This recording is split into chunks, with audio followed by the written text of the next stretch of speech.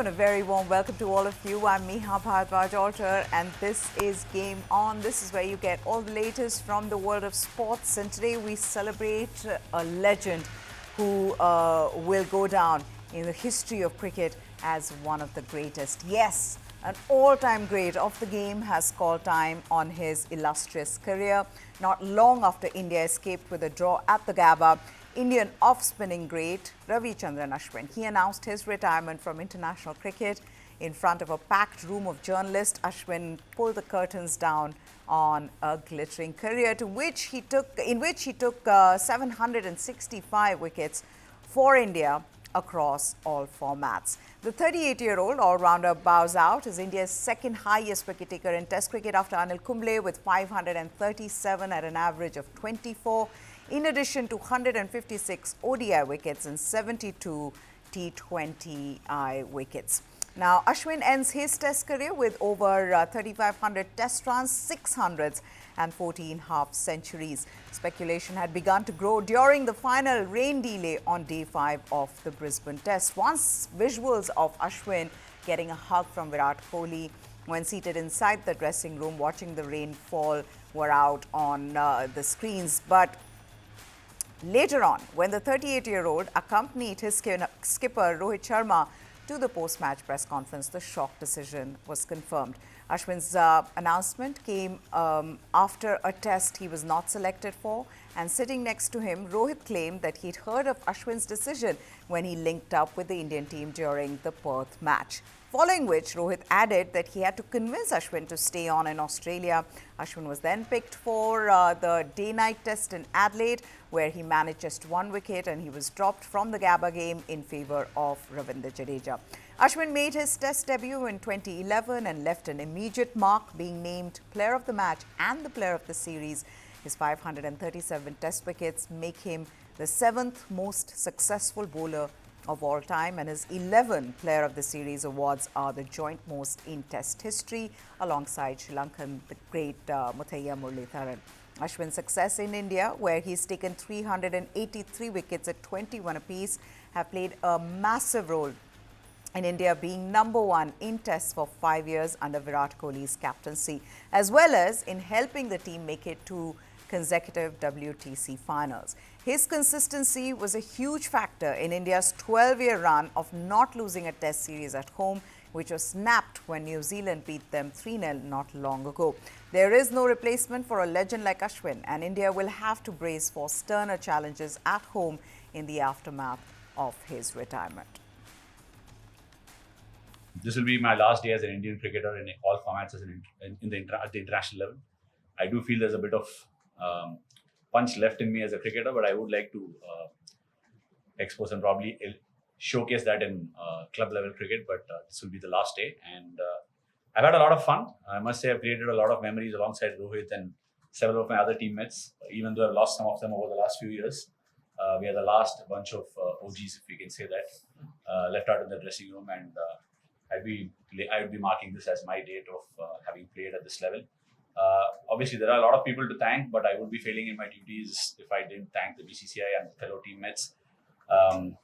Several of them. I want to name a few of them. So all the coaches who've been a part of the journey. Most importantly, Rohit, Virat, Ajinkya, Pujara, who've taken those splendid catches around the bat to give me the number of wickets I've managed to get over the years. Also, a big thank you to the Australian cricket team, who've been very fierce competitors. I've enjoyed my time playing against them. And I think it's already getting long.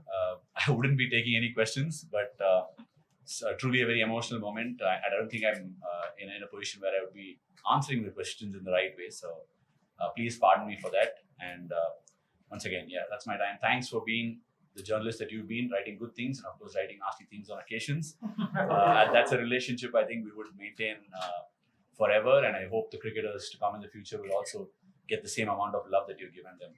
Once again, thank you all, and yeah, see you all soon. As a cricketer, I've just stopped it, and I might go on to be involved with the game because this is a game that's given me everything. All right, thank you.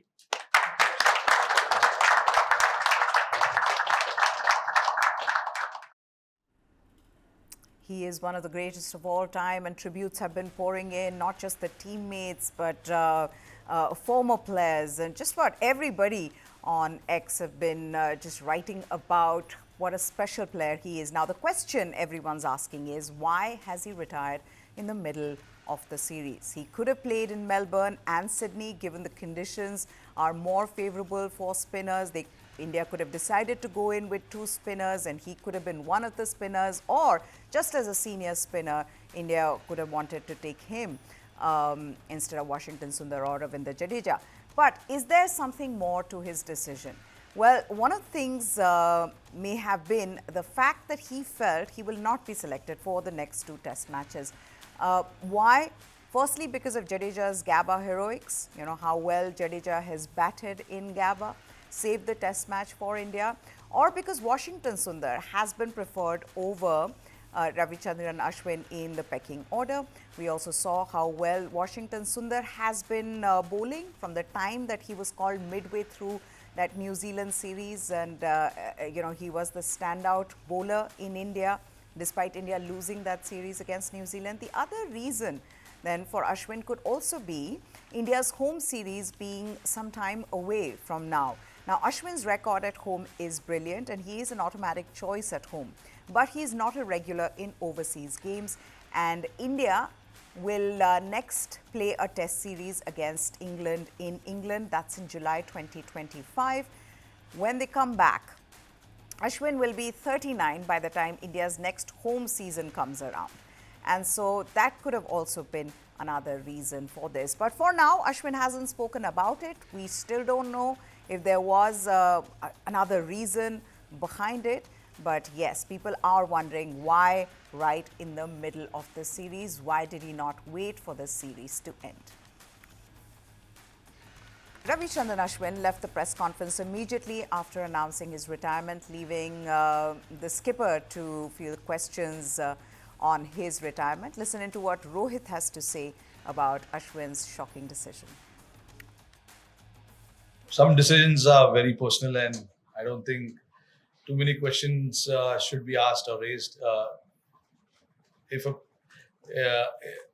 player has a choice, he has to be given that choice. And somebody like Ashwin, who's been there for us for so many years, is allowed to make those kind of decisions on his own. And we as teammates, have to respect it. And he was very sure about what he wanted to do. And the team has complete backing of his thought process. And obviously there's a bit of gap now. So for us as a team to regroup and collect our thoughts on this, is very, very crucial right now. So we've got some time in between so we can think about how we need to proceed further. But speaking about Ash, he was very, very sure about this decision. I heard this when I came to Perth. I was not there for the first 3 or 4 days of the test match, but this was in his mind since then. And there are obviously a lot of things that went behind it. I'm pretty sure, Ash, when in position, will be able to answer that. But he understands, what the team is thinking. He understands what kind of combinations we are thinking. And when we came here as well, we were not sure about which spinner is going to play.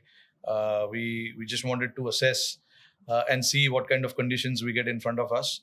But yeah, when I arrived in Perth, this was a chat we had, and I somehow convinced him to stay for that pink ball test match. It just happened so that if where he felt that if I'm not needed right now in the series, I'm better off saying goodbye to the game. But obviously we've not been to Melbourne yet, so we don't know what sort of conditions we expect there and what sort of combination. But just keeping Ash in particularly in mind, giving him that respect that if this is what he thinks, we should allow him to think that way, and we should all stand by what he is thinking at this point in time. That is what I'm thinking right now, and that is the kind of chat we've had as well, me and Gautam Gambhir as well. It's important when a player like him, who's had so many moments with the Indian team, and he's been a truly a big match winner for us, gets to is allowed to make those decisions on his own. And if it was now, so be it. Now, in his international journey, which began with a one-day international against Sri Lanka on the 5th of June 2010, Ashwin breached and created many records. Here is a look at his career in some remarkable numbers. With 765 international wickets, Ashwin is the second highest wicket taker for India in tests, only behind Anil Kumble, who leads the list with 953 wickets. Ashwin's 537 test wickets are also the second highest wicket taker for India in tests after Anil Kumble, and also the second to pick more than 500 wickets in test cricket. Now, he retires as the seventh highest wicket taker in tests and overall standings. He is the second fastest. He was the second fastest to 500 wickets, achieving that milestone in 98 matches. Muthaiya Muralitharan had completed 500 wickets only in 87 test matches. Ashwin's 475 test wickets on home soil, again only behind Anil Kumble in the standings of most wickets at home by an Indian.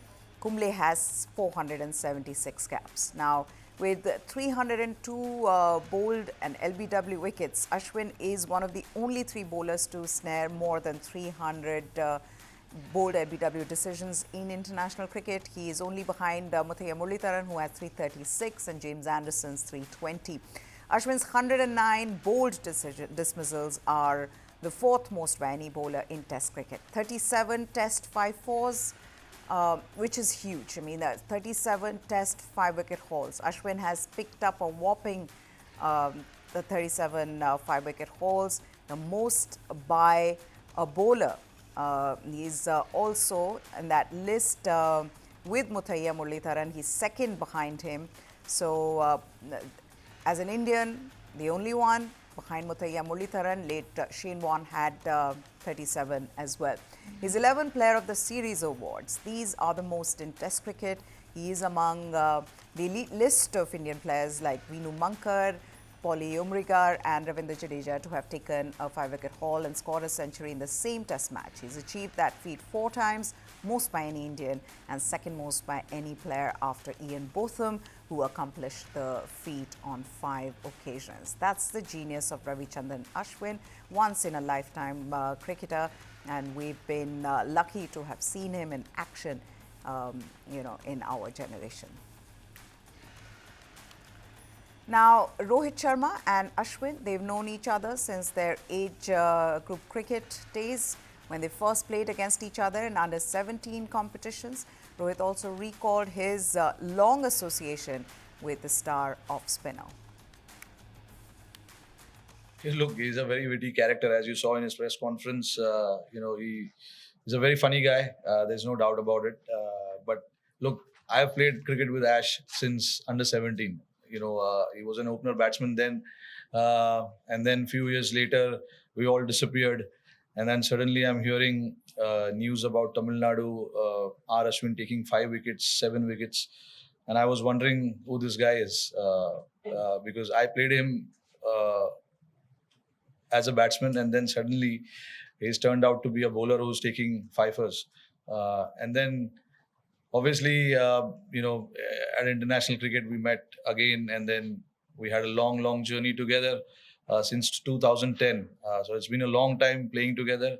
We all know what he's done for this team, so I don't need to repeat it again and again, but a true match winner that India has ever seen, one of the true match winners that India has ever seen in form of Ashwin. Whenever there was crisis, we had to look upon Ash, and then he was there to deliver for us. His records speaks for itself as well. He's been such a servant of Indian cricket where he's probably not left any stone unturned. Now, the third test between India and Australia ended in a draw after rain played spoil sport on day 5, leaving the series locked at 1-1 ahead of the traditional Boxing Day test in Melbourne. But despite this being a draw, India will take confidence from how they came back in the test match on the last 2 days. They added 8 to their overnight total before they were bowled out for 260, with Travis Head claiming the final wicket when he had Akashdeep stumped for 31. Australia's second innings got underway just after lunch, and they came out with the intent to score quickly and hope to put up a winning total. In search of quick runs, Australia crashed to 33 for 5 as Akashdeep and Bumrah removed the top four for single-digit scores. Travis Head and Alex Carey briefly stemmed that bleeding with a 27-run partnership before Head top-edged Mohammad Siraj to be out for 17. Then Pat Cummins, the skipper himself, he slogged 22 of 10 balls before becoming Bumrah's third wicket, and he declared 5 balls later to give India a 275-run target as dark clouds gathered. India were 8 for no loss when rain stopped play, ruining any chance of an outcome. Now, in the post-match press conference, Rohit Sharma was asked about the takeaways for India from this drawn Brisbane test. Listen in to what he had to say. No, I don't believe in all of that. It's just about starting fresh. Every test match you play is fresh, and you have to start really, really well from ball one. All those things that have happened in the past is in the past. Yeah, you can take certain things out of it, but it doesn't give you that kind of advantage where you can win the game. It's important to focus on those 5 days when we play a test match, and then take it from there. When we reach Melbourne now, we'll figure out what we need to do as a team, what are the best possible playing 11 for us, and then take it from there. All right, moving on to football. Brazil and Real Madrid forward Vinicius Jr. was named FIFA Men's Player of the Year in Doha, with Spain and Barcelona midfielder Aitana Bonmati winning the Women's Award for the second year. Teammate at Real and England's Jude Bellingham. The 24-year-old who narrowly missed out on the Ballon d'Or to Rodri in October was in Doha to collect the award, with Real in Qatar for Wednesday's FIFA Intercontinental Cup final against Mexico's Pachuca.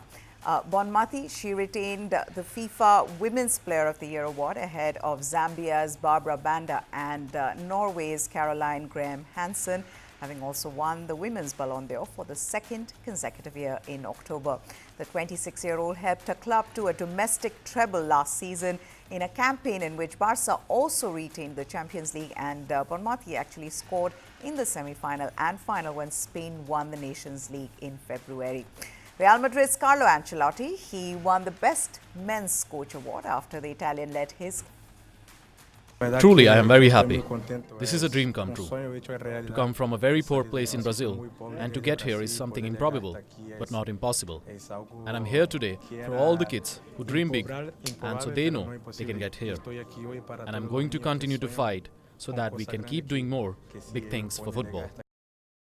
It's a pleasure, and I'm proud of winning the second award, the best of FIFA in a row. I think it's not easy, but I always have to thank all my teammates, because thanks of them, I'm here receiving this award, because they makes me more great footballer. It's easier to play with good footballers around me that makes me better every year. It's an honor. I want to thank FIFA. I want to thank its president and everyone who voted for me. It's a very important individual award. We have a tough job. I obviously have to share it because I am winning this prize because Real Madrid was amazing. We had a spectacular season, and that's why I must share. All right, with that, time for us to wrap this up. But as we go, we want to just say congratulations to Ashwin for all that he's done in this career, and we wish him all the very best for the next chapter of his life. Goodbye. Thanks for watching.